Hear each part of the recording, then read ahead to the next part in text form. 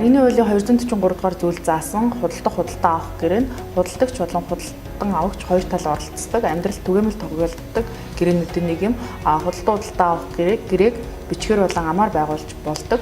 За мөн худалдаа авах гэрээний дагуу худалдагч нь худалдан авагчид бит байдлын болон эрхийн зөрчил үе хөрөнгийг түүнтэй холбогдсон бичвэртэй хамт түүний өмчлөл шилжүүлэх. За мөн худалдаж буй хөрөнгийн талаар үнэн зөв мэдээллийг өгөх үүрэгтэй байдаг. За худалдан авагч нь худалдагчид гэрээр хүлээж тохиролцсон үнийг төлөх үүргийг тусдас хүлээдэг.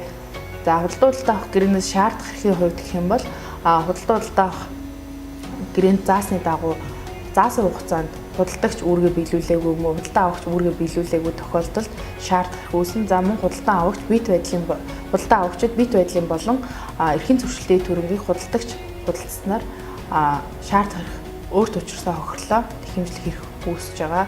За эрхэн зөрчигдсөн этгээд маань эрхийг зөрчиж байгаа этгээдээс шаардах хэрэгжүүлэхийн тулд иргэний журмаар шүүхэд хэмжлээ гарган шийдвэрлүүлэх боломжтой.